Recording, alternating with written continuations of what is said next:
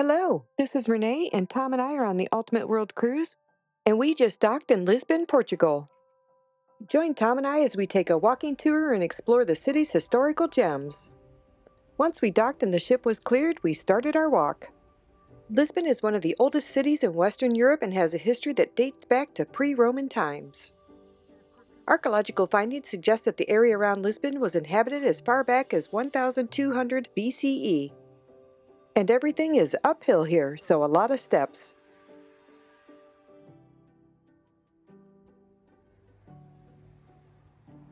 The first building we run across is the old Church of Our Lady of Conception. This church was rebuilt after the earthquake of 1755. In the Roman period, the city was known as Ellipsio and became an important trading hub in the Roman Empire. Key remnants of this period include the Roman theater and various artifacts displayed in the Lisbon Archaeological Museum, which we'll see later. The centerpiece of this 35,000 square meter square is the equestrian statue of King Jose I, who reigned during the earthquake and played a pivotal role in the city's massive rebuilding effort. Next stop was the Rua Augusta Arch, a stunning triumphal arch completed in 1873, marking the entrance to the historical city center and celebrating the city's reconstruction after the 1755 earthquake. On the western side of the intersection, you'll find a plaque commemorating the assassination of King Carlos I, who was shot there along with his heir apparent. During the Middle Ages, Lisbon fell under the control of the Moors in 711 CE. The Moors left a significant cultural and archaeological legacy constructing defensive structures, mosques, and the Afama district.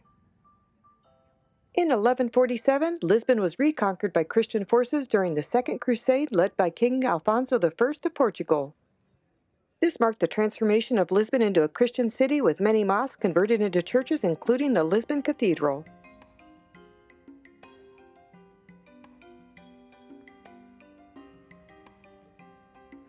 As Tom and I are walking these streets, we keep saying, someone had to lay all this road. That didn't come in sheets. Our next stop is a unique iron elevator offering panoramic views of Lisbon. It was built in 1902. It originally operated on steam but was converted to electrical operation in 1907. The 15th and 16th centuries marked Lisbon's golden age as a center for maritime exploration during the Age of Discoveries. They had notable explorers that set sail from Lisbon, discovering new sea routes to India and other parts of the world.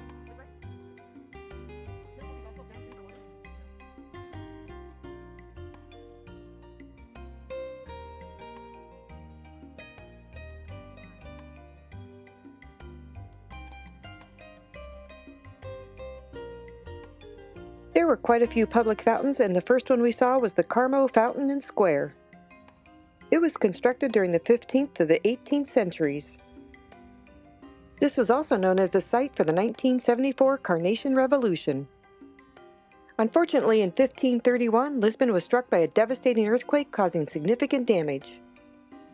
However, it was the Great Lisbon Earthquake of 1755, followed by a tsunami and fires that destroyed much of the city, leading to widespread devastation.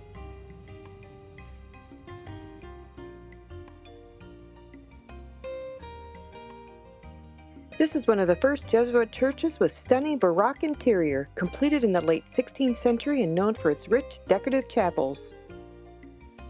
The Church of St. Roque holds the distinction of being the earliest Jesuit church in Portuguese world and one of the pioneers of Jesuit churches globally. It served as the principal church for the Jesuit Society in Portugal for over 2 centuries, until the Jesuits were expelled from the country due to their power-seeking endeavors.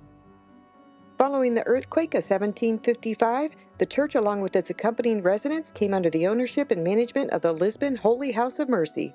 This is one of the few buildings in Lisbon to astonishingly survive the earthquake relatively unscathed. Following the 1755 earthquake, the city reconstruction was implemented with modern urban planning principles. There was a distinctive grid layout and earthquake-resistant buildings.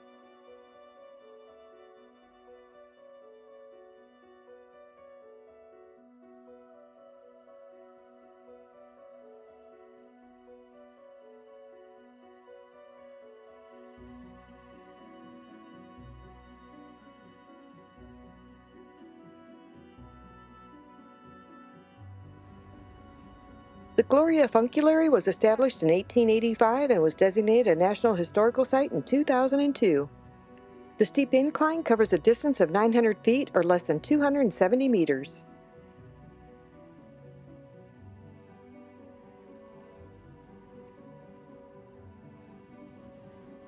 And right next to the top of the Funiculaire is St. Peter's Viewpoint. The construction began in the 19th century as part of the larger urban renewal project. This small, well-designed terrace stands as one of the many viewpoints scattered throughout Lisbon. The 19th century saw industrial growth and the expansion of infrastructure in Lisbon, including the construction of railways and new public buildings. The early 20th century marked by political instability causing the assassination of King Carlos I in 1908 and the establishment of the Portuguese Republic in 1910. On April 25, 1974, a peaceful coup known as the Carnation Revolution overthrew the dictatorship, leading to the establishment of a democratic government. In the modern era, Portugal joined the European Economic Community in 1986, bringing economic growth and modernization to Lisbon.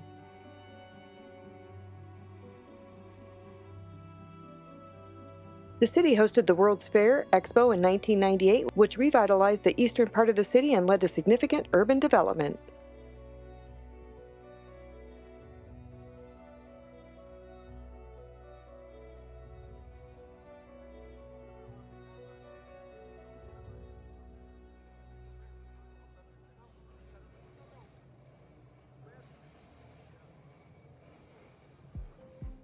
Our next stop is Restorers Square.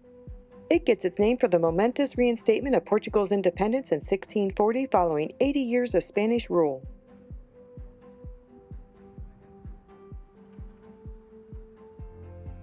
The monument is 30 meters high.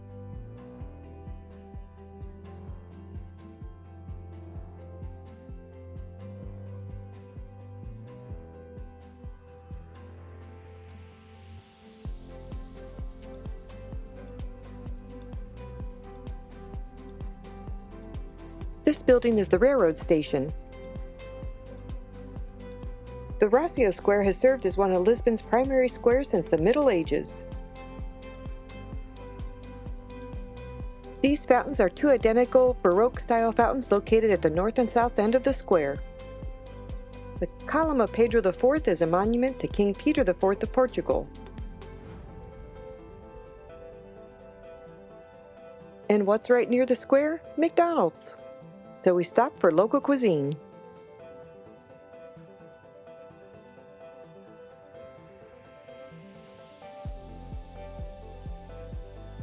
After lunch, we went back to the square and the fountain was running.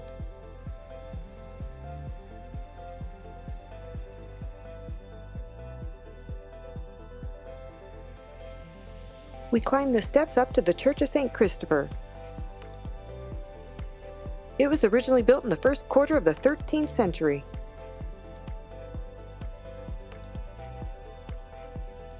St. George Castle has origins dating back to the 8th century BC. In 1147, the castle was captured by King Alfonso I during the Christian reconquest of Lisbon. Once we got up to the castle, the long lines prevented us from going inside.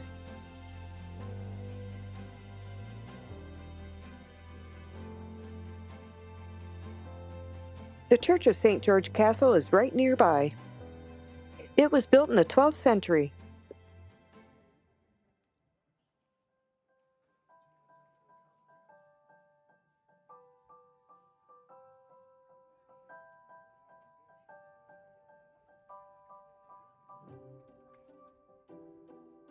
After visiting the church, we're at the top of the mountain and we start winding our way back to the ship.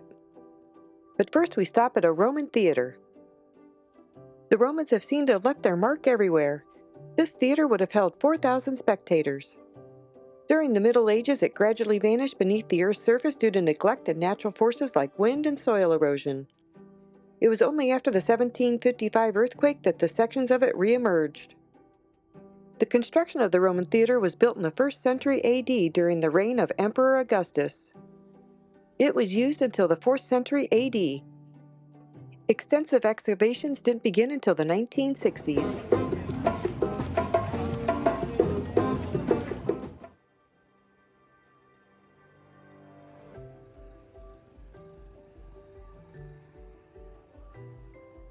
Our next stop is the Cathedral of St. Mary Major. It was originally erected in 1147.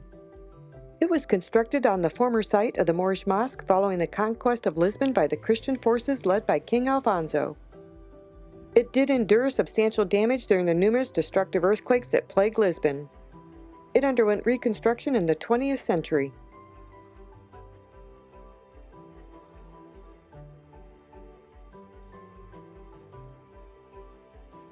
Many of the homes were tiled due to the Moorish influence. The tiles help regulate temperature by keeping buildings cooler in the summer and providing an additional layer of insulation in the winter. The popularity began in the 16th century.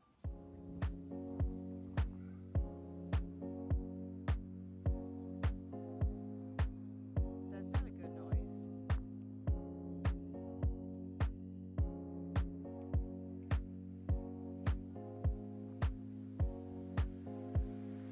Look, a pier runner. Well, not really. This was just for fun. We're going to be passing under the bridge. We have an overhang clearance, so approximately 15 meters above the ship.